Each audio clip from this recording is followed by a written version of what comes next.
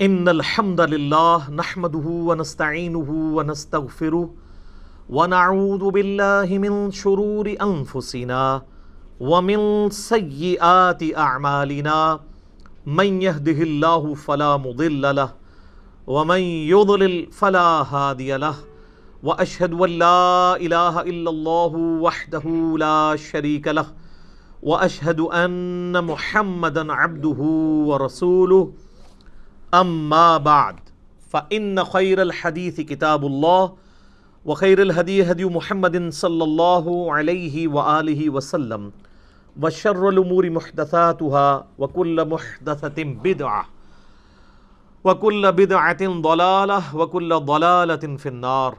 اعوذ باللہ السمیع العلیم من الشیطان الرجیم من ہمزہ ونفخہ ونفثہ۔ بسم اللہ الرحمن الرحیم۔ رب اشرح لی صدری ویسر لی امری واحلل عقدۃ من لسانی یفقہوا قولی۔ بسم اللہ الرحمن الرحیم۔ ان اللہ وملائکتہ یصلون علی النبی یا ایہا الذین آمنوا صلوا علیہ وسلموا تسلیما۔ اللہم صل علی محمد وعلی آل محمد کما صلیت علی ابراہیم وعلی آل ابراہیم انک حمید مجید۔ اللہم بارک علی محمد وعلی آل محمد کما بارکت علی ابراہیم وعلی آل ابراہیم انک حمید مجید۔ اللہم ربنا آتنا فی الدنیا حسنۃ وفی الآخرۃ حسنۃ وقنا عذاب النار۔ لا الہ الا انت سبحانک انی کنت من الظالمین۔ حسبنا اللہ ونعم الوکیل۔ یا حی یا قیوم برحمتک استغیث ولا حول ولا قوة الا باللہ العلی العظیم۔ ربنا آتنا من لدنک رحمۃ وہیئ لنا من امرنا رشدا۔ آمین ثم آمین۔ الحمدللہ آج 3 نومبر 2019 کو سنڈے کے دن بمطابق 5 ربیع الاول 1441 ہجری میں ہماری قرآن کلاس نمبر 3 انشاءاللہ ہوگی، جس میں ہم انشاءاللہ قرآن حکیم کے تعارف کے اعتبار سے جو میں نے علمی پوائنٹس آج تک ڈسکس کیے ہیں، یعنی 20 پچھلی 2 کلاسوں کے اندر، اس سے آگے ہم انشاءاللہ اس کو لے کے چلیں گے، علمی پوائنٹ نمبر 21 سے آنورڈ۔ علمی پوائنٹ نمبر 21 وہ ہے میرے بھائیوں، قرآن حکیم عربی ادب کی جس کیٹیگری میں فال کرتا ہے اسے ہم کہتے ہیں خطبے کا سٹائل۔ قرآن حکیم اس طرح کی کتاب نہیں ہے جیسا کہ آپ کوئی بھی دنیاوی رائٹر آپ دیکھیں گے، جب کتاب لکھتا ہے تو وہ چیپٹرز بناتا ہے، ایک مقدمہ لکھتا ہے، پھر آگے ایک ترتیب کے ساتھ چیزوں کو مختلف چیپٹرز کے اندر ایڈریس کرتا ہے، جیسے ونس اپان اے ٹائم والا سٹائل ہے، اور اس میں ایک ربط پایا جاتا ہے۔ اس طرح کا ربط قرآن حکیم میں نہیں پایا جاتا جہاں تک چیپٹرز کی ترتیب کا تعلق ہے۔ البتہ چونکہ قرآن حکیم کا جو سٹائل ہے وہ ایک یونیک سٹائل ہے، اور اسے عربی میں آپ سمجھ سکتے ہیں کہ خطبے کا سٹائل ہے۔ آپ یہ کہہ سکتے ہیں کہ قرآن حکیم collection of divine origins of almighty اللہ ہے، اللہ تعالیٰ کے خطبات، تقریروں کا مجموعہ ہے۔ ہر صورت ایک کمپلیٹ تقریر ہے، چاہے وہ مختلف اوقات میں نازل ہوئی، لیکن اگر آپ اس خطبے کو پورے کی پوری صورت کو ایز اے خطبہ دیکھیں گے تو آپ کو اس میں ایک مرکزی ٹاپک نظر آئے گا۔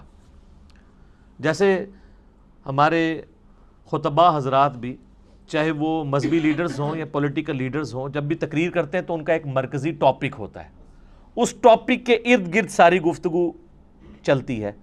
اس ٹاپک کو جب سٹارٹ کرتے ہیں تو ایک تمہید ہوتی ہے، اس کے بعد پھر کچھ مثالیں بھی ادھر ادھر کی بیان کی جاتی ہیں تاکہ جو خطیب ہے وہ اپنے مخاطب کو اپنی طرف اٹریکٹ کر سکے حالات حاضرہ کے پوائنٹ آف ویو سے۔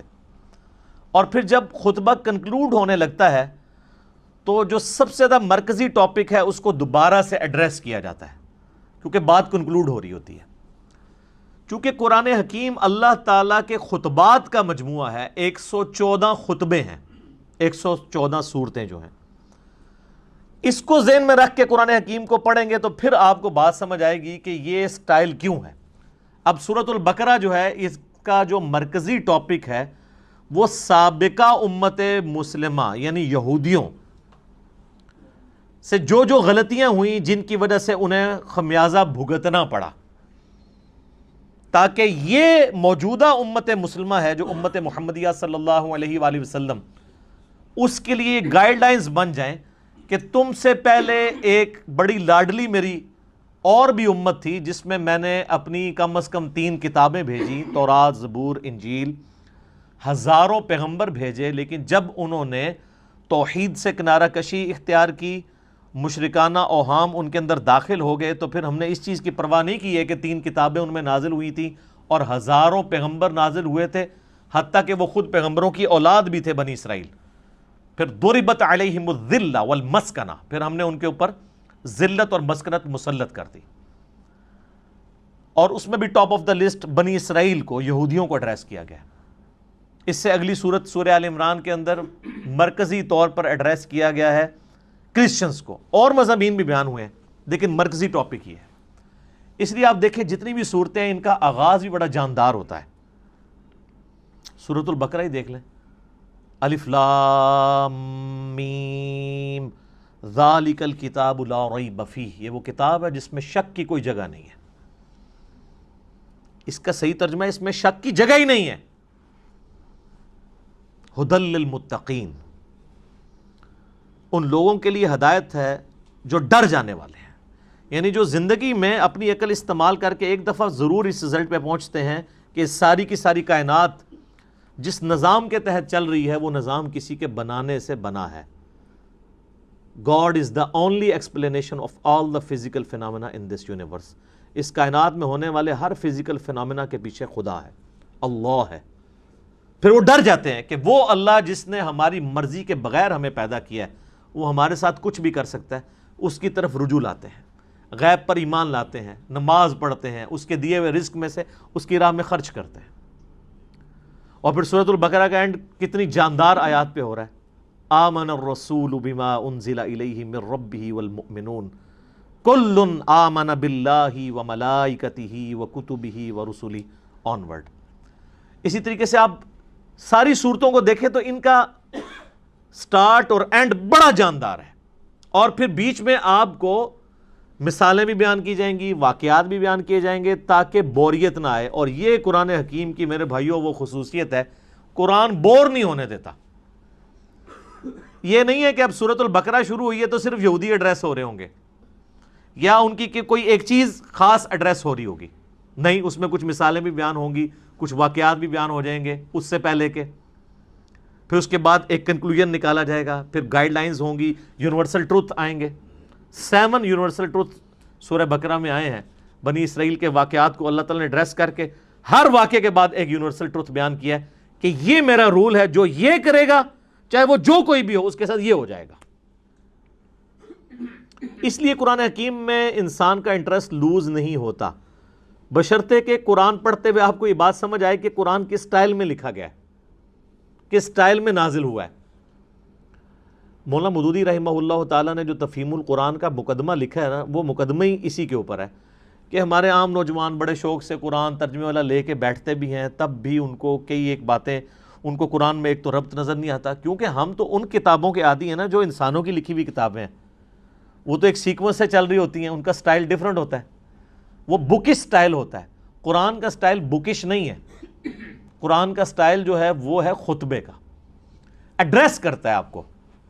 اسی لیے مولا علی رضی اللہ تعالیٰ عنہ علیہ السلام کا قول ہے کہ جب میں نے اللہ سے گفتگو کرنی ہوتی ہے تو میں نماز پڑھتا ہوں، اور جب میری خواہش ہوتی ہے کہ میرا اللہ مجھ سے گفتگو کرے تو میں قرآن پڑھتا ہوں۔ آپ قرآن کو کبھی ترجمہ اکیلے بیٹھ کے سنیں تو آپ کو لگے گا کہ اللہ آپ سے مخاطب ہو رہا ہے۔ یہ والی کوالٹی کسی الہامی کتاب میں نہیں تھی، باقی کتابیں سلیبس کی فارم میں تھی، اس لیے ہم کہتے ہیں یہ قرآن کتاب اللہ بھی ہے اور کلام اللہ بھی ہے، اور اسی لیے اللہ کی صفت بھی ہے۔ یہ آپ کو ایڈریس کرتی ہے، بندہ ہل جاتا ہے۔ آپ کو پتہ ہے یہ صوت القرآن چینل 1992 میں جب ایکس پرائم منسٹر پہلی دفعہ پرائم منسٹر بنے تھے تو اس وقت انہوں نے یہ صوت القرآن چینل شروع کیا تھا جو ریڈیو کے اوپر چلتا ہے.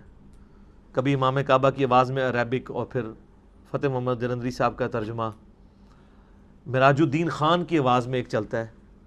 وہ لگتا ہے کہ آپ کے اندر ہی گھس جائے گا. وہ بندہ پریزنٹ کرتا ہے قرآن کے ترجمے کو. پھر بولنے کا سٹائل کہ مخاطب کے دل میں اتر جائے وہ بات. تو آپ کو وہ ترجمہ سن کے اپنی زبان میں, جن لوگوں کو عربی نہیں آتی ان کو بھی فیل ہوتا ہے کہ واقعی اللہ مجھ سے گفتگو کر رہا ہے. خطبے کا سٹائل ہے. تو مودودی صاحب نے اس مقدمے میں لکھا کہ ہمارے نوجوان لے کے بیٹھتے بھی ہیں, تب بعد میں پریشان ہو جاتے ہیں کہ یار یہ عجیب بے ربط آیات ہیں, کبھی کوئی بات شروع ہو جاتی ہے, کبھی کوئی بات شروع ہو جاتی ہے. لیکن جس بندے کو اسٹائل کا پتہ ہے نا, اس کو قرآن حکیم کی ہر آیت کا دوسری کے ساتھ ربط بھی نظر آئے گا. وہ ربط آپ ایک دفعہ اس چیز کو ڈسکور کر لیں تو آپ کو ٹیسٹ فیل ہوگا.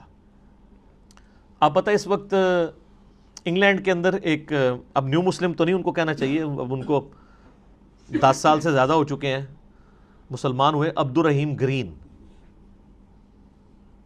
اس وقت ٹاپ آپ سمجھ لیں سپیکرز میں سے ہیں مسلمانوں کے. انگلش میں وہ ان کے مختلف ٹاپکس پہ لیکچرز ہیں. انہوں نے اپنا اسلام لانے کا واقعہ بھی بیان کیا ہے ایک آڈیٹوریم میں خطاب کرتے ہوئے. اس میں ایک بات انہوں نے بڑی زبردست کی, باقی آپ یوٹیوب پہ دیکھ سکتے ہیں. وہ کہتے ہیں جب یہ کتاب میں نے پہلی دفعہ پڑھنی شروع کی نا, تو یہ قرآن کا جو سٹائل تھا نا گفتگو کرنے کا, اس نے مجھے بہت امپریس کیا کہ جب کوئی انسان کتاب لکھتا ہے وہ اس سٹائل میں نہیں لکھتا. وہ کہتا ہے میں قرآن کے سٹائل سے امپریس ہوا ہوں کہ یہ گفتگو اس طرح کرتا ہے اور اس کانفیڈنس کے ساتھ گفتگو کرتا ہے کہ یہ کریٹر آف دا یونیورس ہی گفتگو اس طریقے سے کر سکتا ہے. انسان تو اتنے اعتماد سے دوسرے کے ساتھ بات ہی نہیں کر سکتا. اس میں جو کانفیڈنس ہے کتاب کے اندر, پھر اس کتاب کا جو سٹائل ہے وہ بتاتا ہے کہ یہ انسان کی لکھی ہوئی کتاب نہیں, کیونکہ انسان جب بھی کتاب لکھتا ہے نا ایک خاص سیکوینس کے تحت لکھ رہا ہوتا ہے, چیپٹرز بناتا ہے, اور یہ بالکل ڈیفرنٹ سٹائل ہے. حالانکہ اس کو اس وقت یہ نہیں پتا تھا کہ اس کا سٹائل کون سا ہے, خطبے کا سٹائل ہے. تو خطبہ تو اسی طرح ہی ہوتا ہے. خطبے کا سٹائل ہے اس لیے کہ خطیب کا کام یہ ہوتا ہے کہ وہ اپنے مخاطب کے دل میں اپنی بات اتارے. تو اللہ تعالیٰ اس کتاب کا خطیب بھی ہے, اور یہ کتاب اللہ کی صفت ہے. یہ مخلوق نہیں ہے, غیر مخلوق ہے, کیونکہ کلام متکلم کی صفت ہوتا ہے. میں پچھلے لیکچرز میں اس کو ڈسکس کر چکا ہوں. تو قرآن حکیم پڑھتے وقت یہ آپ نے ذہن میں رکھنا ہے کہ اس کا سٹائل خطبے کا سٹائل ہے. جب خطبے کا سٹائل ہے تو پھر اچانک اگر کوئی واقعہ آ جائے بیچ میں تو پریشان ہونے والی بات نہیں کہ اچانک یہ بات ہوتے ہوتے یہ بیچ میں واقعہ کیسے آ گیا. پھر اچانک آپ دیکھتے ہیں خطیب بھی جب بیان کر رہا ہوتا ہے, آپ آج کل کے پولیٹیکل لیڈرز کو دیکھ لیں, جب وہ گفتگو کرتے ہیں کسی خاص ٹاپک پہ بات کر رہے ہوتے ہیں, اچانک کرتے کرتے کوئی ماضی کا واقعہ یاد کرتے ہیں, پھر ساتھ ہی جو سامنے بیٹھے ہیں ان سے بھی مخاطب ہو کے کوئی ادھر چیز دیکھنے والی ہوتی ہے آئیڈینٹیفائی کرنے لی, وہ فوراً آئیڈینٹیفائی کرتے ہیں, پھر اپنے موضوع کی طرف واپس آتے ہیں. یہ سٹائل قرآن کا ہے. یہی وجہ ہے کہ صحابہ کرام علیہم رضوان کے اندر بجلی بھر دی تھی اس کتاب نے. ان کو فیل ہوتا تھا کہ ہمارا کریٹر ہم سے مخاطب ہے, ہماری بات کر رہا ہے. سر ہماری بات تو ہے نا. آپ دیکھیں غزوہ بدر ہو رہی ہے تو اس کی لائیو کمنٹری سورۃ الانفال کے اندر آئی ہے.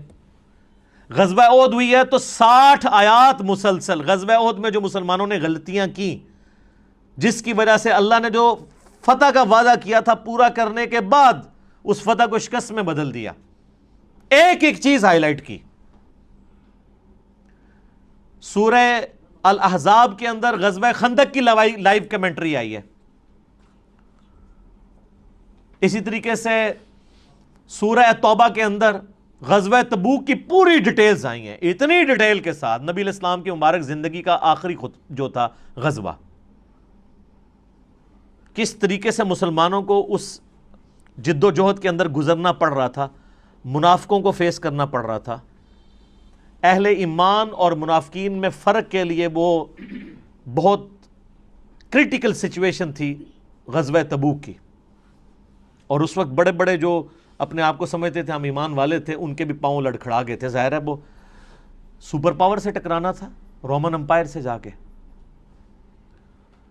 تو یہ ساری کی ساری چیزیں آپ کو پڑھنے کے بعد آپ اس زمانے میں پہنچ جائیں گے، اور پھر آپ یہ فیل کریں کہ آپ اس زمانے کے اندر ہوں اور آپ کا رب آپ سے گفتگو کر رہا ہو. اب اس میں تو اسی طرح ہی ہوتا ہے نا، یا ایھا الذین آمنوا جب ہمیں کہا جا رہا ہوتا ہے تو وہ تو 1400 سال پہلے کہا جا رہا ہوتا ہے، لیکن ان میں تو وہ لوگ موجود تھے جنہوں نے وہ غلطیاں کی ہوئی تھی جن کی وجہ سے اللہ ان کو مخاطب کر رہا تھا. تو ان پہ اس چیز کی جو کیفیت طاری ہوتی تھی نا، وہ آج اس لیول کی کیفیت کبھی طاری نہیں ہو سکتی، لیکن اس کے قریب قریب ضرور ہے. میرے ایک دوست بتانے لگے، ان کے جاننے والوں کی نا انگلینڈ کے اندر ایک شاپ ہے، تو وہ کہتے ہیں ہم نے نا پورا دن نا ایک قرآن کی تلاوت اور ترجمہ لگایا ہوتا تھا. ایک انگلش میں بھی ریکارڈنگ ہوئی ہوئی ہے، وہ بھی صوت القرآن چینل کے اوپر کبھی کبھار چلتی ہے. ویسے یہاں پہ جو رفاع یونیورسٹی ہے نا اسلام آباد میں، تو ان کا 24 گھنٹے قرآن کا چلتا ہے چینل، وہ آلموسٹ 3-4 دن میں قرآن پاک مکمل کر دیتے ہیں. تو اس میں ایک انگلش ترجمہ ہے، اس میں عربی کی آواز مشاری راشد کی ہے، اور انگلش ترجمہ جو ہے نا وہ اتنی زبردست آواز میں ہے، جس کو انگلش سمجھ آتی ہے تو وہ لگتا ہے کہ خدا آپ سے مخاطب ہے اور آپ کے دل میں اترتا ہے. تو کہتے ہیں انہوں نے اپنی دکان پہ وہ ترجمہ لگایا ہوتا تھا. کہتے ہیں جب کوئی نان مسلم بھی کسٹمر آتا تھا نا تو وہ ایک بار ٹھٹک کے سننا شروع کر دیتا تھا، اور کئی کسٹمرز نے کہا کہ آپ اس کو بند کر دیں، کیونکہ اس کو سننے سے ہمارے اوپر اثرات ہو رہے ہیں. ظاہر ہے جب دنیا کی بے ثباتی کا بیان ہو رہا ہو، مرنے کے بعد جی اٹھنے کا بیان ہو رہا ہو، اللہ کو آپ اکاؤنٹیبل ہیں، پھر آپ اپنی مرضی کی زندگی تو نہیں گزار سکتے. میری خواہشات اور میری ذات کے درمیان سب سے بڑی رکاوٹ کون ہے؟ اللہ. اگر اللہ کو میں نکال دوں تو میں اپنی مرضی کی زندگی گزار سکتا ہوں. اس لیے آپ دیکھیں گے جتنے ایتھیسٹ ہیں، منکرین خدا ہیں، وہ بیسیکلی منکرین خدا نہیں ہوتے ہیں، بلکہ وہ اپنی مرضی کی زندگی گزارنا چاہتے ہیں. اس لیے پھر اس کے لیے پہلی شرط یہ ہے کہ خدا کو بیچ میں سے نکال دیں، ورنہ یہ تو ہر وقت لٹکتی ہوئی تلوار ہے خدا کا کانسیپٹ، کہ آپ اکاؤنٹیبل ہیں، کسی کو آپ کی جواب دہی ہونے والی ہے مرنے کے بعد. تو یہ قرآن حکیم کا خطبے کا سٹائل ہے. یہ قرآن پڑھتے وقت یہ چیز ذہن نشین ہونی چاہیے. علمی پوائنٹ نمبر 22 وہ ہے میرے بھائیوں، قرآن حکیم کا جو ایک ڈیوائن میوزک ہے، اس کے اندر ملکوتی غنا ہے، جو ایک آپ شاعری تو اسے نہیں کہہ سکتے، لیکن ہم وزن ہے آیات. الرحمن علم القرآن خلق الانسان علمہ البیان. آپ دیکھتے ہیں یہ ایک جتنی بھی نہیں ہے، لیکن ان میں ایک ڈیوائن میوزک، ملکوتی غنا، ایک صوتی آہنگ پایا جاتا ہے. یہ جو قرآن حکیم کا سٹائل ہے یہ کوئی شاعری والا نہیں ہے، کیونکہ شاعری کے اندر ردیف قافیے جو ہیں وہ بالکل برابر ایک طرح چل رہے ہوتے ہیں. قرآن حکیم میں تو ایسے نہیں چل رہے. ایون ملکوتی غنا ہوتا ہے لیکن الفاظ ڈیفرنٹ کے ساتھ. جیسے سورۃ الفاتحہ آپ دیکھ لیں، الحمدللہ رب العالمین الرحمن الرحیم. اب رب العالمین میں نون ہے، الرحمن الرحیم کے اینڈ پہ میم ہے. الفاظ تو مختلف ہیں. اگر شاعری ہوتی تو یہاں بھی نون ہی ہوتا، لیکن اگلی آیت مالک یوم الدین واپس اسی سٹائل میں. تو یہ شاعرانہ کلام بھی نہیں ہے، لیکن اس میں ایک ربط بھی ہے. وہی ربط عرب کے لوگوں کو اٹریکٹ کرتا تھا. اگر قرآن حکیم نثر کی فارم میں ہوتا تو اس کی اٹریکشن نہ ہوتی اس طرح کی جو اس کی وجہ سے ہے. اور اسی وجہ سے ہم قرآن حکیم کو طرز لگا کے پڑھ بھی لیتے ہیں. ورنہ قرآن حکیم کی جو آپ قاریوں کی اتنی طرزیں پیاری پیاری سنتے ہیں، یہ کبھی طرز لگا ہی نہ سکتے اگر اس کا نثر کا سٹائل ہوتا تو. اور یہ طرز لگانے کا حکم ہے. بخاری اور مسلم میں حدیث ہے، نبی صلی اللہ علیہ وآلہ وسلم نے فرمایا جو قرآن کو ترنم سے نہ پڑھے وہ ہم میں سے نہیں ہے. یہ نہ سمجھیے گا کہ یہ لوگ شوقیہ پڑھ رہے ہوتے ہیں. نبی علیہ السلام خود بھی ترنم سے قرآن پڑھا کرتے تھے. بخاری مسلم میں کئی احادیث ہیں، حتیٰ کہ بخاری میں ایک حدیث ہے، نبی صلی اللہ علیہ وآلہ وسلم نے فرمایا اللہ تعالیٰ اپنی مخلوقات میں سے سب سے زیادہ شوق کے ساتھ وقت کے پیغمبر کی آواز کو سنتا ہے جب وقت کا پیغمبر ترنم کے ساتھ قرآن پڑھ رہا ہوتا ہے، اپنی کتاب پڑھ رہا ہوتا ہے. اللہ تعالیٰ اس چیز کو شوق سے سنتا ہے. آپ عرب کے قاریوں کو دیکھیں نا، اور میں کہتا ہوں آج کے دور میں جیسے کہ مشاری راشد نے ایک عام مسلمان کے دل میں قرآن حکیم کی محبت پیدا کی ہے نا، وہ یقیناً ان کا خاصہ ہے۔ دیکھیں یہ فیلڈ ہے نا، قرآن حکیم کی ایک فیلڈ ہے کہ ایک بندہ اچھی عربی جانتا ہو، اچھی تفسیر کر لے، یہ ایک فیلڈ ہے۔ ایک فیلڈ یہ ہے کہ قرآن حکیم کی وہ خطاطی اچھی کر لے۔ اب عالم دین تو خطاطی نہیں کر پائے گا، ایک جو خطاط کر سکتا ہے۔ اس وقت بھی آپ کو پتا ہے جو ٹاپ آف دا لسٹ خطاط ہے، جو اب مسجد نبی میں ساری حرمین میں جو رائٹنگ کر رہا ہے، وہ پاکستان کا ہے، کراچی کا رہنے والا ہے۔ اس کو پورا آفس دیا انہوں نے، ادھر تو اس بیچارے کو پوچھتا ہی کوئی نہیں تھا، وہ تو جب اس کی رائٹنگ سامنے آئی ہیں تو اب یہ ایک علیحدہ سے فیلڈ ہے۔ اسی طریقے سے قرآن حکیم کو ترنم سے پڑھنا، یہ بھی الگ سے ایک فیلڈ ہے۔ ایک تو ترنم وہ ہے جو مولوی لگاتے ہیں، قرآن بالکل غلط پڑھ رہے ہوتے ہیں، صرف ترنم ہی ہوتا ہے اس میں، اور گانے کی طرز پہ پڑھ رہے ہوتے ہیں۔ گانے کی طرز پہ اس لیے کہ وہ قرآن حکیم کے جن الفاظ کو کھینچنا ہے ان کو نہیں کھینچتے، اور جن کو کھینچنا چاہیے ان کو مختصر پڑھ دیتے ہیں۔ قرآن حکیم کی طرز ہر بندہ تو نہیں لگا سکتا جب تک وہ قرات کے اصولوں سے واقف نہیں ہے کہ کس لفظ کو آپ کھینچ کے پڑھ سکتے ہیں، یعنی لمبا کر کے، اور کسی کو لمبا نہیں کر سکتے۔ اسی لیے آپ دیکھیں گے علماء حضرات اکثر جو قاری نہیں ہوتے، جب وہ قرآن پڑھ رہے ہوں گے نا تو بالکل غلط قرآن پڑھ رہے ہوتے ہیں، زبر زیر ٹھیک پڑھ رہے ہوں گے، اور بعض تھوڑے بہت ایسے ہوں گے جو پروناؤنس بھی صحیح کر لیں گے۔ ویسے تو عموماً وہ لگتا ہے پنجابی میں ہی قرآن پڑھ رہے ہیں، عربی ان کو آتی ہوتی ہے لیکن عربی پروناؤنس نہیں صحیح کرنی آتی۔ بہت کم ہیں علماء میں سے جو صحیح پروناؤنس بھی عربی کو کر سکتے ہیں، یعنی ہمارے جو سب کانٹیننٹ کے لوگوں کی بات کروں، عرب کے لوگوں کی نہیں، ان کی تو اپنی زبان ہے۔ پھر وہ جب طرزیں لگانا شروع کرتے ہیں تو ان کو پتہ ہی نہیں ہے کہ وہ کون سے الفاظ کھینچ رہے ہیں، وہ کھینچنے بنتے بھی ہیں کہ نہیں، اور بعض اوقات وہ بعض ایسے الفاظ کو کھینچ دیتے ہیں کہ مطلب ہی الٹ ہو جاتا ہے۔ مثلا یہ جو لفظ ہے لام زبر لا، اگر لام کے اوپر زبر کے ساتھ لام زبر لا پڑھا جائے تو اس کا مطلب ہوتا ہے یقیناً، ضرور، بالضرور، جیسا کہ سورہ التکاثر میں آتا ہے ثم لتسألن یومئذ عن النعیم، ثم لتسألن، لام زبر لا، پھر اس قیامت کے دن ضرور تم سے پوچھا جائے گا ان نعمتوں کے بارے میں جو دنیا میں تمہیں اللہ نے دی تھی۔ لیکن اگر آپ اس کو طرز لگاتے ہوئے ثم لا تسألن، لا کو ذرا سا لمبا کر دیا تو لا کا مطلب کیا ہے؟ نہیں۔ اب یہ لام نہیں کھینچا جا سکتا۔ اچھا، اس ترنم کو برقرار رکھنے کے لیے عربی میں آپ کو یہ بھی اجازت ہوتی ہے، عربی زبان میں، کہ آپ مد عارض کر سکتے، عارضی مد بھی کر سکتے ہیں، یعنی مد وہاں پہ موجود نہیں ہے لیکن طرز بنانے کے لیے آپ مد خود انٹروڈیوس کروا سکتے ہیں بیچ میں، لیکن ہر لفظ کے اوپر نہیں، حروف مدہ کے اوپر، جس طرح یا مدہ ہے، واو مدہ ہے، الف مدہ ہے۔ جیسے ہم سورۃ الفاتحہ آپ دیکھتے ہیں، میری بھی قرات کہ یہ ایک چڑھی ہوئی ہے، تو اس میں اب جب ترنم سے پڑھ رہا ہوتا ہوں تو آپ اگر قرآن کھول کے دیکھیں گے تو وہاں تو مد نہیں پڑی ہوئی، لیکن اس مد کو میں خود بنا رہا ہوتا ہوں، وہ عربی رول کے تحت۔ ایک تو سورۃ الفاتحہ کے اینڈ پہ مد آتی ہے نا، وَلَا الضَّالِّينَ، وہ تو لکھی ہوئی ہے، لیکن اس سے پہلے جو ہم پڑھ رہے ہوتے ہیں، اعوذ باللہ من الشیطان الرجیم، الحمد للہ رب العالمین،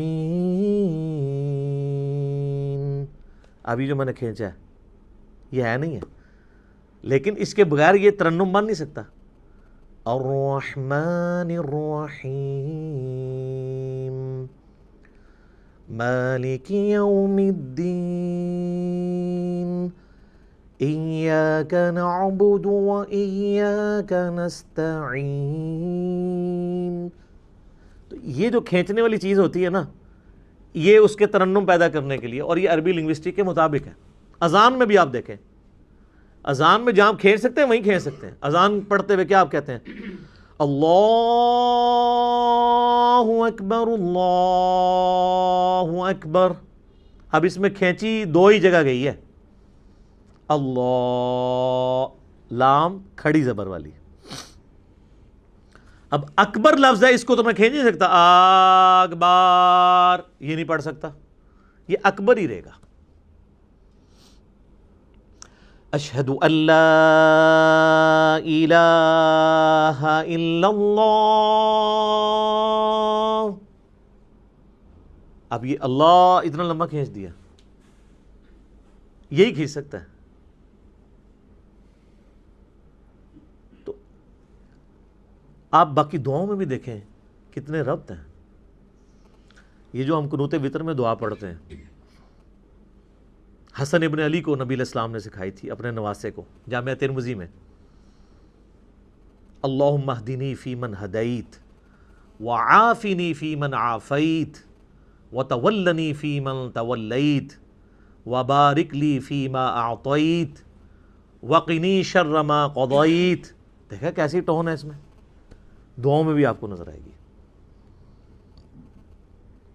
قل اعوذ برب الفلق من شر ما خلق ومن شر غاسق اذا وقب. لمبائی ڈیفرنٹ ہو گئی ہے لیکن اس کی جو ملکوتی غنا ہے وہ برقرار ہے. اصل بعض صورتیں ایسی ہیں جن میں جو شاہکار ہیں عربی لنگوسٹک کا، سورہ مریم آپ دیکھیں کہ اس کے جو ہر آیت کا اختتام ہو رہا ہے وہ کتنے مشکل الفاظ پہ، تشدید والے الفاظ ہیں. ہر ایک لفظ کے اوپر شاد آ رہی ہے. کمال نہیں ہے؟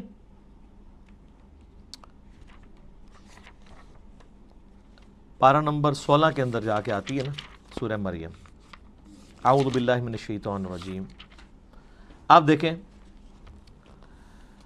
پہلے تو حروف مقطعات ہیں، اس کے بعد ذکر رحمت ربک عبدہ زکریا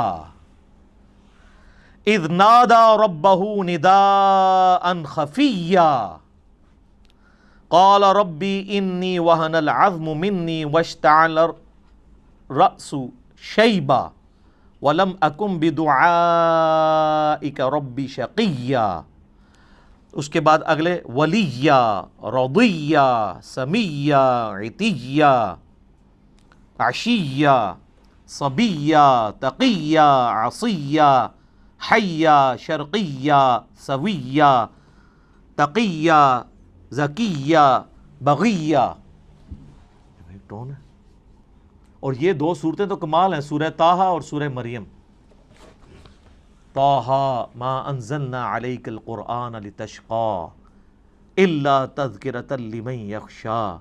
سر عربی ایویں تو پاگل نہیں ہو گئے تھے جناب، کیا وہ جڈ قوم ہے اور سپر پاورز الٹ کے رکھ دی ہیں صدیوں کی. بجلی بری گئی تھی ان کے اندر، اس قرآن نے ان کے اندر یقین ڈال دیا تھا. وہ تو یعنی جتنے لوگ اپنی زندگی سے محبت کرتے ہیں اتنی وہ اپنی موت سے محبت کرتے تھے. اور جب اس لیول کی کوئی آرمی ہو اس کے آگے کون ٹھہر سکتا ہے؟ کوئی ریسورسز نہیں تھے، کافروں کے ریسورسز چھین کے ان کو الٹ دیا. وہ ایمان اس کتاب کے ذریعے یتلو علیہم آیاتہ ویزکیہم ویعلمہم الکتاب والحکمہ. یہ بجلی نبی علیہ السلام نے قرآن کے ذریعے بھری ہے ان کے اندر. تو یہ اس کے اندر ایک ڈیوائن میوزک ہے، ترنم ہے. اس کی وجہ سے عربی لوگ، چونکہ آپ پتہ ہے ان کو شاعری کے ساتھ بھی بڑا شغف تھا. آپ عمر سیریز دیکھیں تو آپ دیکھیں گے وہ عام گفتگو میں بھی شاعرانہ انداز میں گفتگو کر لیتے تھے. فی البدی ان کی عام گفتگو بھی جو ہے وہ بھی ہم پلہ الفاظ کے اوپر مشتمل ہوتی تھی. اسی لیے وہ نان عربز کو اجمی کہا کرتے تھے. یہ تو گونگے ہیں، ہمارے سامنے بول ہی نہیں سکتے، حالانکہ خود چٹے ان پڑھ تھے، علم کوئی نہیں تھا لیکن زبان کے ماسٹر تھے. تو اللہ نے ان کا وہی غرور توڑا کہ ان کو زبان پہ ناز تھا. اللہ نے ایسی کتاب دی کہ شعراء نے بھی اپنے کلام پھاڑ دیے. کمال تو یہ ہوتا ہے نا کہ جو کسی کا غرور ہے وہی توڑ دیا جائے. موسیٰ علیہ السلام کے زمانے میں جادوگروں کو غرور تھا، اللہ نے موسیٰ علیہ السلام کو وہ معجزہ دیا کہ وہ جادوگر بھی سجدے میں گر پڑے. پہلے جادوگر گرے ہیں کیونکہ ان کو سمجھ آ گیا کہ یہ جو کچھ کر رہے ہیں یہ جادو نہیں ہے، ہمیں پتہ ہے کہ جادو کیا کر سکتا ہے. ایک جادوگر جو ہے وہ جادو کے ایپیکس کو جانتا ہے. ایک میڈیکل کی فیلڈ کا بندہ وہ جانتا ہے کہ میڈیکل زیادہ سے زیادہ کیا کر سکتی ہے. آج آپ کسی ڈاکٹر سے کہیں، اب تو یہ چیز تو ایوالو ہو چکی ہے نا کہ ہڈی کو جوڑنے کے لیے ایک ٹائم درکار ہے. انسان کی ہڈی، وہ ٹائم اس کو چاہیے، وہ بانڈ بنے گا، پلسٹر کرتے ہیں جب ٹوٹ جائے. آپ اگر کسی ڈاکٹر کو کہیں کہ ایک شخص ایسا ہے کہ آپ اس کے بعد ہڈی 2 ٹکڑے کر کے لے جائیں, وہ صرف ہاتھ یوں پھیرے گا, ہڈی واپس اپنی جگہ پہ آگے اسی وقت جڑ جائے گی اور بندہ بھاگنا شروع کر دے گا, تو ڈاکٹر مان لے گا آپ کی بات؟ نہیں. اس کو پتہ ہے یہ نہ تو فزیکل فنامنا آف نیچر سے ثابت ہوتی ہے چیز, نہ یہ ہماری جو میڈیکل سائنس ایوالو ہو چکی ہے اتنی ترقی کے بعد, یہ پاسبل نہیں ہے. اس کا ایک نیچرل پیریڈ ہے, وہ اس نے گزارنا ہی گزارنا ہے. تو وہ پھر اس چیز کو کہے گا یہ تو معجزہ ہی ہو سکتا ہے, سائن ہی ہو سکتی ہے کوئی. اسی لیے ہم نے, میرے ایک ویڈیو کلپ بھی ریکارڈڈ ہے کہ نبی علیہ السلام کا کوئی بھی معجزہ ایسا نہیں ہے جو سائنٹیفکلی ریپروڈیوس کیا جا سکے, ورنہ وہ معجزہ نہیں ہوگا. نبی علیہ السلام سے جو غیر معمولی معجزات, حسی معجزات, یعنی انگلیوں میں سے پانی کے چشمے جاری ہونا, جو بخاری مسلم میں آتا ہے, صحیح بخاری میں آتا ہے ایک صحابی کی پنڈلی کی ہڈی ٹوٹ گئی, آپ نے ہاتھ پھیرا تو اسی ٹائم ٹھیک ہو گیا. یہ وہ چیزیں ہیں کہ جو قیامت تک سائنٹیفکلی کبھی پاسبل نہیں ہوگی کہ کوئی انسان کر کے دکھا سکے یہ چیز. یہ وہ فزیکل فنامنا آف نیچر کا ٹوٹنا ہے, یہ پاسبل نہیں ہوگا. کبھی یہ پاسبل نہیں ہوگا کہ کوئی پلانٹ کنگڈم کو اینیمل کنگڈم میں بدل دے. حضرت موسیٰ علیہ السلام عصا پھینکتے تھے, پلانٹ کنگڈم اینیمل کنگڈم میں اژدہا بن جاتا تھا. مردے کو کوئی زندہ نہیں کر سکتا. حضرت عیسیٰ علیہ السلام کے زمانے میں طب عروج پہ تھا, اللہ تعالیٰ نے ان کا غرور توڑا. ہاں جی بتاؤ, ان کو اپنی میڈیکل کی فیلڈ کے اوپر بڑا ناز تھا. حضرت عیسیٰ علیہ السلام مادر ذات کوڑی اور اندھوں کو اللہ کی اذن سے شفا دے دیتے تھے. جن کے ڈھیلے بھی نہیں ہوتے تھے, مٹی کا ڈھیلا رکھ کے ہاتھ پھیرتے تھے, آنکھیں واپس آ جاتی تھی. سر جس کی آنکھیں کام نہ کرتی ہو اس پہ ہاتھ پھیرنے سے کیا پوری دنیا بھی پھیر دیں تو اس کی بینائی نہیں آتی, اور ایک مٹی کا ڈھیلا ایک بندہ رکھتا ہے اور ہاتھ پھیرتا ہے اور وہ آنکھ بن جاتی ہے. آج بھی آپ میڈیکل کی فیلڈ وہ کہیں گے یہ امپاسبل ہے. تو معجزہ خواہ کسی بھی پیغمبر کا ہو, وہ ریپروڈیوس نہیں ہو سکتا اگر وہ واقعی معجزہ ہے, کہانی نہ ہو, معجزہ ہو, نہیں ہو سکتا. قرآن حکیم میں داؤد علیہ السلام کے بارے میں آتا ہے لوہا ان کے ہاتھوں پہ نرم تھا, وہ لوہے پہ ہاتھ رکھتے تھے, آٹے کی طرح سے گوندھ لیتے تھے, زیرہ بناتے تھے. تو آپ سمجھ سکتے ہیں میڈیکلی اب یہ چیز ثابت ہے کہ کم از کم 1500 ڈگری سینٹی گریڈ چاہیے لوہے کو اس فارم میں لانے کے لیے کہ جس میں آپ مولڈ کر سکیں, اور اگر لے آئیں گے تو اس پہ ہاتھ کوئی نہیں لگا سکتا, اور وہ ٹھنڈے لوہے کے اوپر یوں ہاتھ پھیرتے ہیں اور وہ یوں مولڈ ہو جاتا ہے. یہ وہ معجزہ, یہ ریپروڈیوس نہیں کبھی ہو سکے گا. موسیٰ علیہ السلام نے عصا مارا ہے سمندر کے اندر, اسی ٹائم سمندر پھٹ کے دونوں طرف پہاڑوں کی شکل میں قرآن میں آتا ہو گیا اور بیچ میں راستہ بن گیا. سر یہ معجزہ کبھی نہیں کوئی کر کے دکھا سکتا, ورنہ پیغمبروں کی جو نبوت ہے وہ سٹیک پہ لگ جائے گی اگر غیر پیغمبر بھی فزیکلی سائنٹیفکلی کسی بھی طریقے سے اس چیز کو ریپروڈیوس کر سکے. یہ امپاسبل ہوگا. لیکن الوہین جو ہیں, آنکھوں کو دھوکہ دینا, وہ اس زمانے میں بھی تھا, اب بھی ہے, قیامت تک رہے گا. فزیکلی کوئی نہیں کر کے دکھا سکتا. یہ آپ کو جو ڈیوڈ کاپر فیلڈ کے بارے میں ویڈیوز ملتی ہیں, کبھی وہ پانی پہ چل رہا ہے, کبھی دیوار پہ اوپر چڑھ رہا ہے, اس کی میکنگ بھی ساتھ ہی انہوں نے یوٹیوب پہ چڑھا دی ہوئی ہے کہ وہ سارا نظر کا دھوکہ ہوتا ہے. وہ ویڈیو کیمرے کے ذریعے فلمائی ہوتی ہیں ساری چیزیں. وہ جو پانی پہ چل رہا ہوتا ہے تو نیچے انہوں نے وہ شیشے کا بہت بڑا ٹیبل رکھا ہوا ہے, ٹرانسپیرنٹ, جو نظر نہیں آتا, وہ اس کے اوپر چل رہا ہوتا ہے. اس لیے آپ دیکھیں گے وہ پانی پہ چل رہا ہوتا ہے تو نیچے لوگ اس کے نیچے سے یوں تیر رہے بھی ہوتے ہیں, کیونکہ وہ شیشے کے اوپر چل رہا ہوتا ہے. وہ شیشہ اتنا ٹرانسپیرنٹ ہے کہ وہ پانی میں نظر ہی نہیں آتا. وہ جب سائڈ سے دکھاتے ہیں ٹیبل تو پھر نظر آ جاتا ہے. اور شکر ہے کہ یہ پاکستان میں نہیں, ورنہ اولیاء اللہ کے سردار بن جاتا ہے ڈیوڈ کاپر فیلڈ. ہاں, اسٹیچو آف لبرٹی غائب کر دیتا ہے, وہ کیمرے میں غائب کرتا ہے, فزیکلی نہیں کر سکتا. اور سر دیکھیں اتنا ایماندار ہے, وہ بھی بے ایمان نہیں ہے, وہ بھی اسے یہ نہیں کہتا کہ میں فزیکلی کروں, وہ کہتا ہے ایلوژن, آنکھوں کا دھوکہ. اتنی غیرت اس کو بھی ہے کہ وہ ایلوژن کہتا ہے اسے, اپنی کرامت بزرگی یہ نہیں کہتا. جو تہاڑے بزرگاں نوں ایڈی بھی تمیز نہیں, جھوٹ مار جاندے نے. اس لیے آپ دیکھیں سارے بزرگ فیل ہیں. اب کدھر گئی آپ کی کرامتیں جی؟ اور یہ ایک بزرگ نے حکم دیا, وہ جوتی ہوا میں اڑتی اڑتی اس کے سر پہ لگی. اون کتنے جوتیاں تھوڑیاں ریٹائر ہو گئی ہیں نا, یا وہ جوتیاں تھلے انجن لگے ہوئے خراب ہو گئے نا. پہلے بھی کوئی نہیں تھا, کہانی تھی. یہ کہانیاں چل رہی ہوتی ہیں. معجزات, کرامات, استدراج, اس سارے ٹاپکس کے اوپر میرا مسئلہ number 131A B C D 4 recorded ہیں, وہ آپ دیکھ لیں. علمی پوائنٹ نمبر 23, وہ ہے میرے بھائیوں قرآن حکیم کا جو بیسک یونٹ ہے وہ ہے آیت. عربی میں ہم اسے کہتے ہیں آیتن. جو آیت کے اینڈ کے اوپر وہ تا تھی جو ختم ہوتے اس کے نقطے بھی اڑ گئے, اب صرف گول دائرہ ہی رہ گیا, چونکہ وہ سمبل کے طور پہ تھا نا. ویسے وہ تا ہوتی ہے, گول تا, نشانی کے طور پہ. آیتن وقف کریں گے آیہ, اردو میں آیت, اور اس کو ٹرانسلیٹ کریں گے نشانی, انگلش میں کہیں گے سائن. قرآن حکیم کی جتنی بھی صورتیں ہیں ہر صورت کا جو بیسک یونٹ ہے وہ آیت ہے. جیسے اگر میں پوچھوں یہ دیوار کا بیسک یونٹ کیا ہے تو آپ کیا کہیں گے؟ اینٹ. یہ دیوار ہے, اس کے اوپر 1200 اینٹیں لگی ہوئی ہیں, اور 1200 اینٹوں کو مینیجبل فارم میں جوڑنے کے بعد ایک دیوار مکمل ہوتی ہے. اس طرح قرآن حکیم میں ہر صورت کی آیات ہیں جن کو اللہ تعالیٰ نے وحی کے ذریعے نبی علیہ السلام کو تعلیم فرمایا. اس کی ترتیب توقیفی ہے, اور قرآن حکیم میں کم سے کم آیات جو ہیں وہ 3 ہے صورت کی. کوئی قرآن حکیم میں صورت ایسی نہیں جس کی 3 سے کم آیات ہوں. اور عربی میں جمع بھی 3 سے شروع ہوتا ہے. ہمارا تو 2 سے ہی جمع شروع ہو جاتا ہے نا اردو میں. عربی میں واحد ہے, اس کے بعد تثنیہ ہے 2, اور پھر ہے 3 اور 3 سے آن ورڈ وہ جمع ہے. رب المشرق والمغرب سنگولر, رب المشارق والمغارب کئی مشرق اور کئی مغرب, اور رب المشرقین اور رب المغربین 2 مشرق اور 2 مغرب. اس کے اوپر بھی میرا کلپ ہے کہ یہ کیا مطلب ہے. کہیں آتا ہے 1 مشرق 1 مغرب, کہیں آتا ہے 2 مشرق 2 مغرب, کہیں آتا ہے 2 سے زیادہ مشرق 2 سے زیادہ مغرب. وہ آپ دیکھ لیجئے گا. تو عربی میں اس طریقے سے. تو قرآن حکیم میں چونکہ سورت ہے تو اس میں آیات ہیں, تو آیات کم از کم جمع تو ہونی چاہیے, تب ہم انہیں آیات بولیں گے.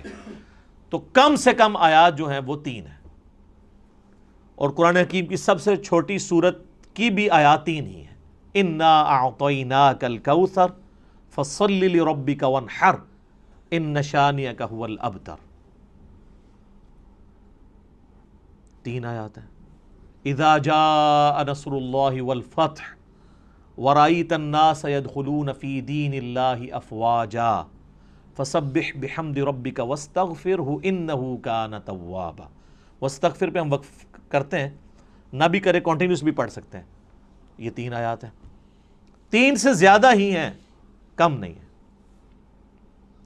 اور قرآن حکیم کی سب سے چھوٹی آیت کون سی ہے؟ سورہ الرحمن کی ایک آیت ہے, مدھامتان فبأی آلاء ربکما تکذبان.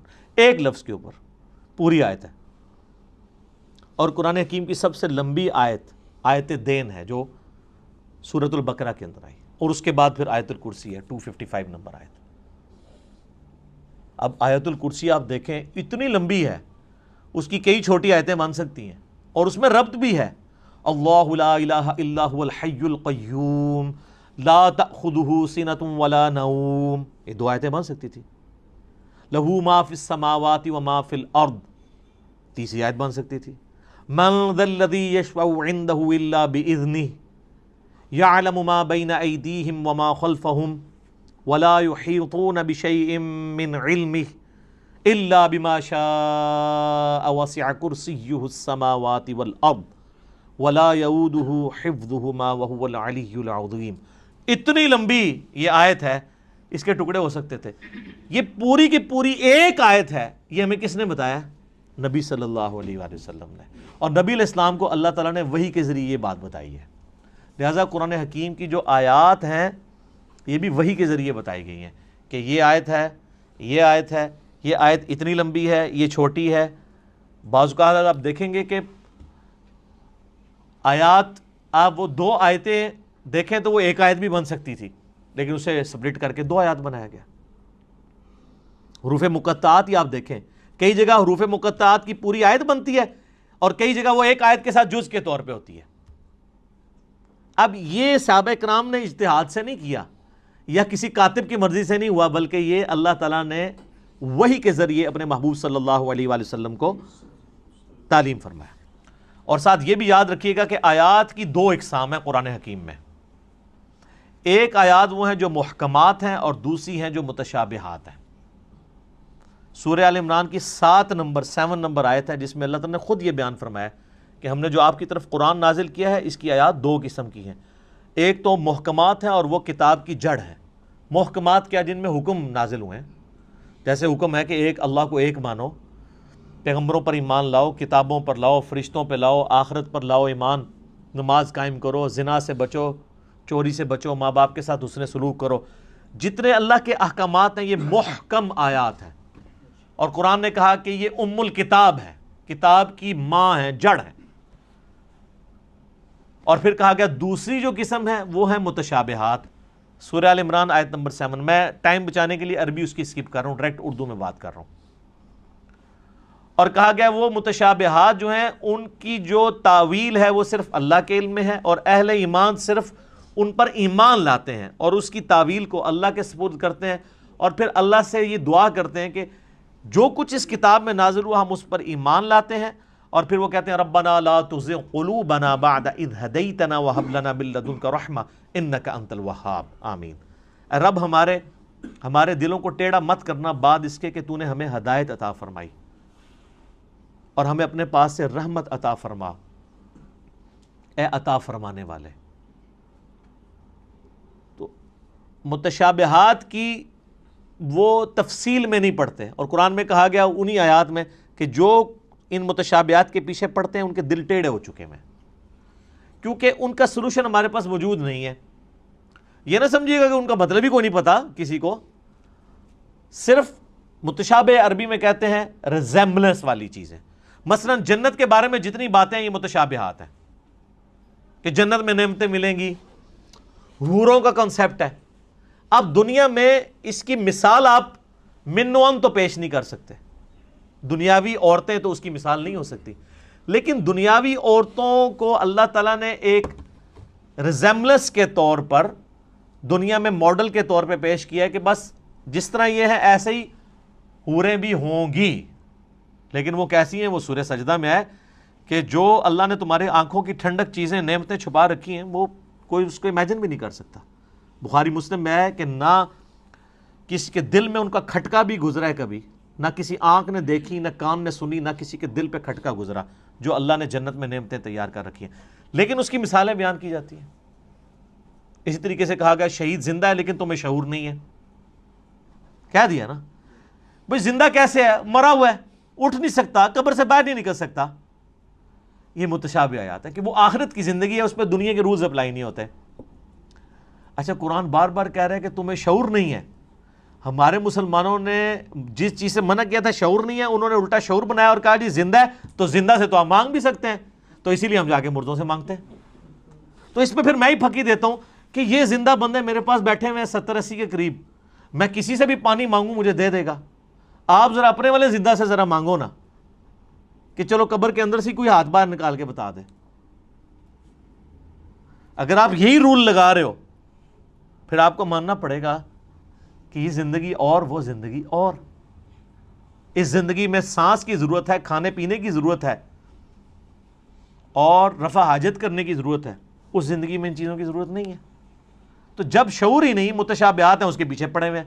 اور بخاری مسلم میں حدیث ہے تم دیکھو جب کوئی شخص قرآن کی متشابہ آیات کے پیچھے پڑا ہوا ہے تو جان لو یہ وہی بدبخت اور گمراہ شخص ہے جس کے بارے میں قرآن میں اللہ نے کہا ہے کہ ان کے دل ٹیڑھے ہو چکے ہیں.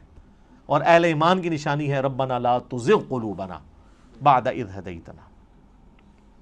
تو یہ متشابہات اور محکمات پہ بھی میرا ایک کلپ ریکارڈڈ موجود ہے جس میں میں نے ڈیٹیل کے ساتھ اس کے اوپر ڈسکشن کی تھی. علمی پوائنٹ نمبر 24 وہ ہے میرے بھائیوں قرآن حکیم کی آیات مل کر ایک مکمل صورت بناتی ہیں، جس کا کچھ حصہ میں پہلے ڈسکس کر چکا کہ قرآن حکیم میں کم از کم 3 آیات والی ایک صورت ہے. سورۃ الکوثر، سورۃ النصر اور بھی سورۃ العصر میں بھی 3 آیات ہی ہیں، کم سے کم 3، زیادہ سے زیادہ سب سے زیادہ سورۃ البقرہ میں 286. تو آیات مل کے مکمل صورت بناتی ہیں. بیسک یونٹ آیت اور اس کا مکمل جب خطبہ ہوتا ہے تو وہ صورت.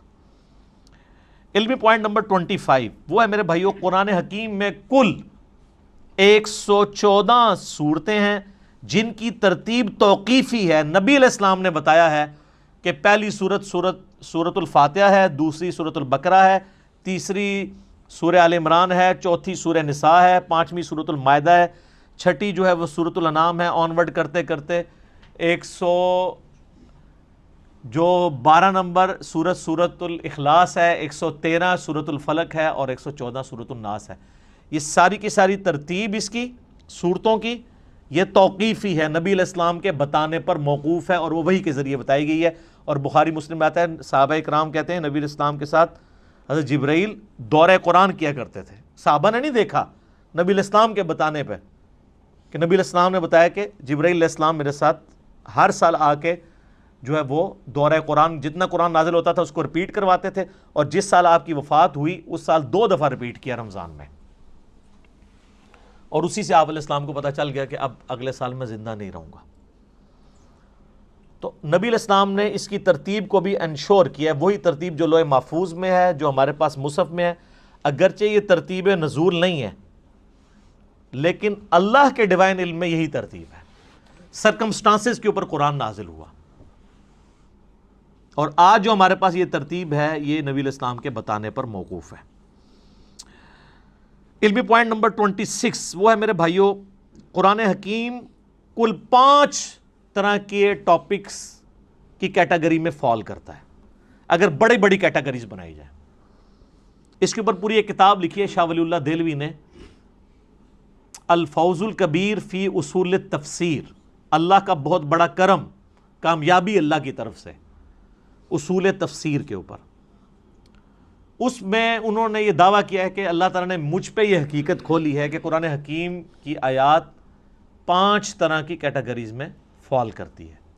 اب یہ اس طرح کی قرآن حکیم میں کئی ایک انویشنز ہیں جو ہمارے پرانے بزرگوں نے نہیں کی ہیں، آج کل کے لوگوں نے کی ہیں۔ جیسا کہ آپ دیکھ رہے ہیں کہ میں نے بتایا بھی تھا کہ قرآن حکیم میں جو سورۃ الحدید ہے وہ جس نمبر کے اوپر آ رہی ہے اٹامک نمبر بھی وہی ہے۔ اب اس پرانے زمانے میں تو اٹامک نمبر نہیں ہوا کرتے تھے، یہ ہر آنے والے زمانے میں، یہ حروف ابجد کے اوپر میرا ایک کلپ دیکھ لیں، اس میں نے ڈیٹیل سے یہ بتائی، تو یہ چیزیں آپ کو نظر آئیں گی۔ وہ ہر زمانے میں جو بندہ قرآن پہ محنت کرے گا اس کے اوپر ٹروتھ ریویل ہوگا۔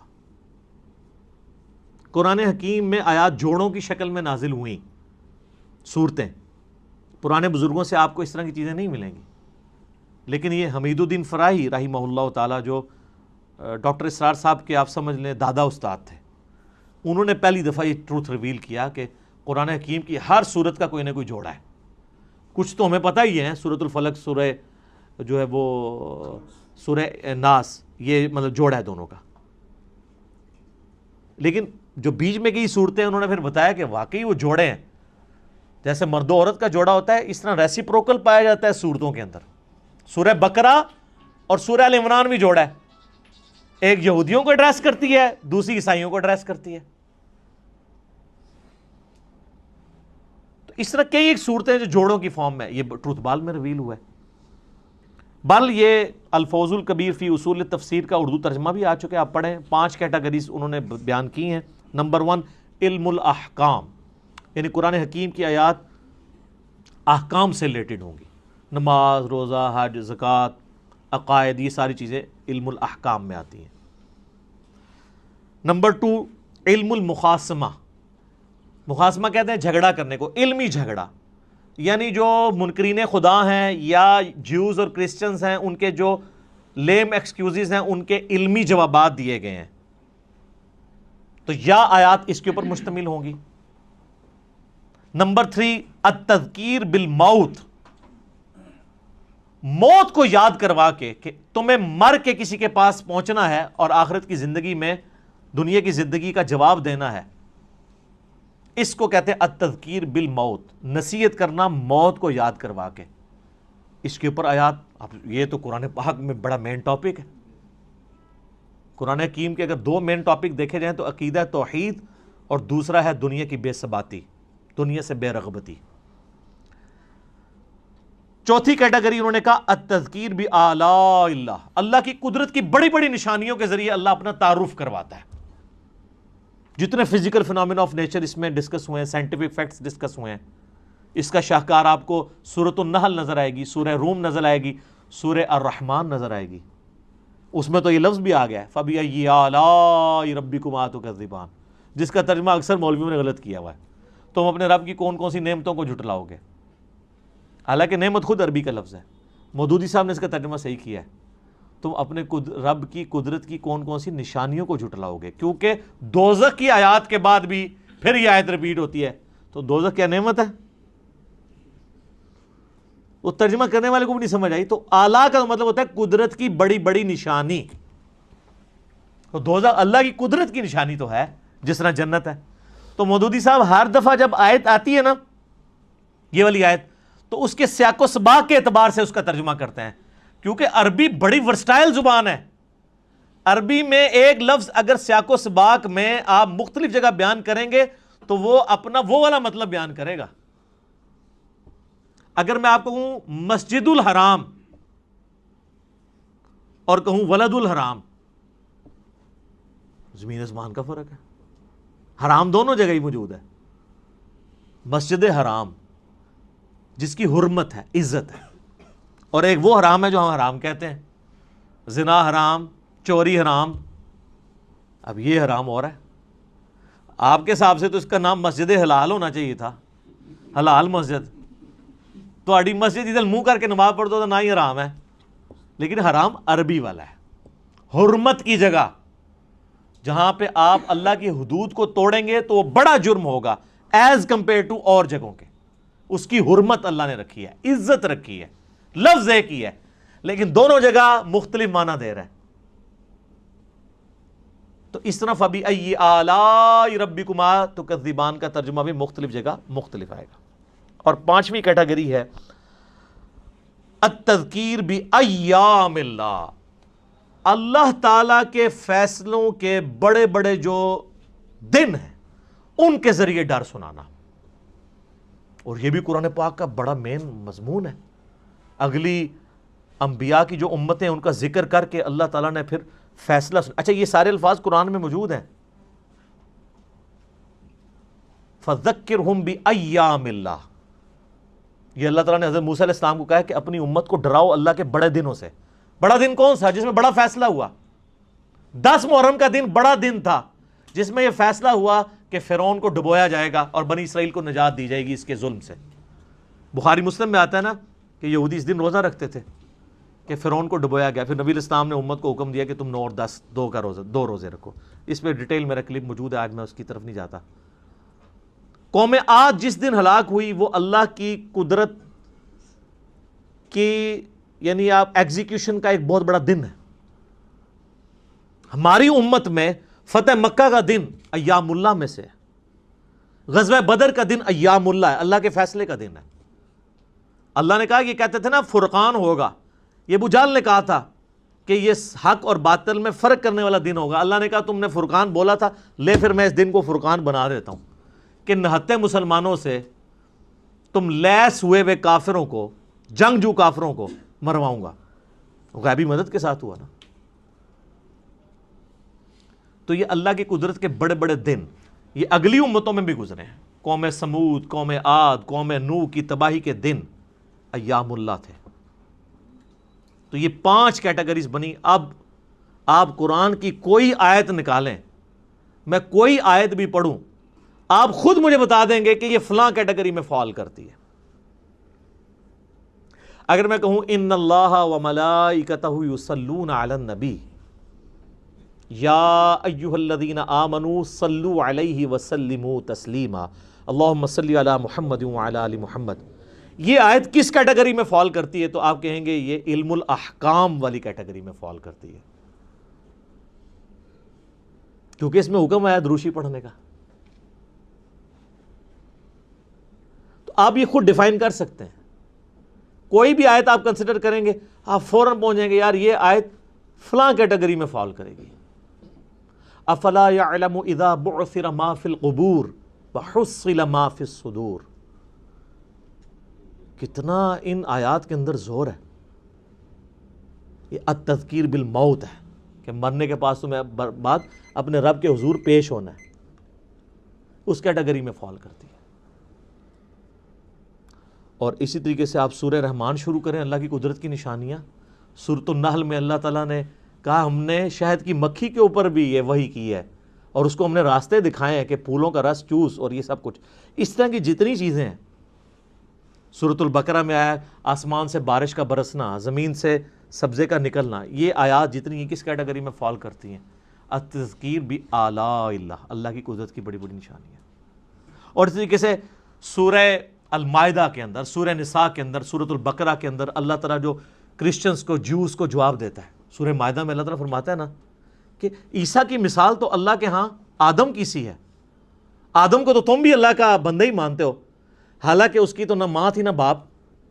عیسیٰ کا باپ نہیں تھا تو اس کو تم نے خدا بنا لیا. جس کی ماں بھی نہیں تھی, باپ بھی نہیں تھا, اس کو تو تم بھی بندہ مان رہے ہو. اب یہ مخاصمہ کیا نا, جھگڑا کیا علمی, جس کو میں اینٹی وینم پھکی والی بات کرتا ہوں, الزامی جواب.